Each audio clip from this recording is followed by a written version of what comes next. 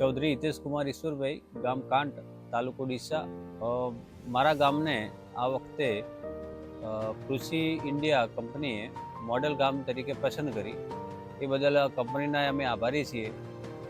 કારણ કે મોસ્ટલી અમને અમારા દરેક જે પાક અત્યારે બટાકાનો વાયેલો હતો, તો એમને બટાકામાં કઈ પ્રકારની જીવાત છે, તો એને કઈ રીતના નિયંત્રણ કરી શકાય, રોગો કયા આવે છે, તો એને પ્રિવેન્ટિવમાં આપણે શું કરી શકાય, તો એમને માર્ગદર્શન આપ્યું.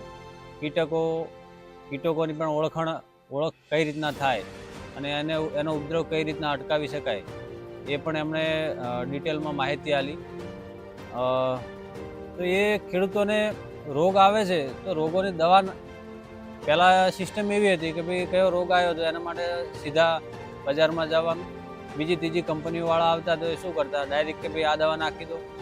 પણ એ દવા છે તો કેમ નાખવી જોઈએ, કયો ઇન્સેક્ટ છે, હાજરી હવે કયા ઇન્સેક્ટે બગાડ કર્યો, આપણા પાકમાં જે નુકસાન થયું હોય તો કયા જીવાતને કારણે થયું છે ને, એ ખેડૂતને કશું શીખવાડવામાં ના આવતું.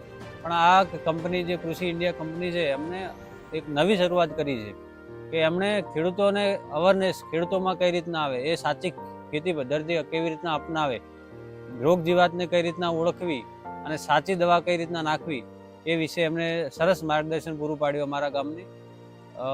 એ બીજી કંપનીઓ કરતાં અલગ છે. બીજી કંપનીઓ જે છે માર્કેટમાં, એમને પણ આવું બીડું કામ કરીને બીડું ઝડપવું જોઈએ કે ભાઈ ખેડૂતોમાં અવેરનેસને આપણા દેશની ખેતી કઈ રીતના સુધરે.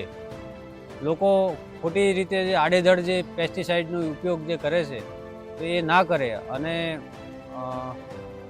એક સિસ્ટમથી કે ભાઈ જે આ પ્રકારની જીવાત પડી છે તો એ જ પ્રકારને મારનારી દવા, રેસિડ્યુઅલ ફ્રી દવા જે કહેવાય કે ભાઈ એમાં જેમ કે શાકભાજીનો પાક હોય તો આપણે આ દવા ના નાખવી ને કે લોકોના આરોગ્ય સાથે ચેડા થાય છે.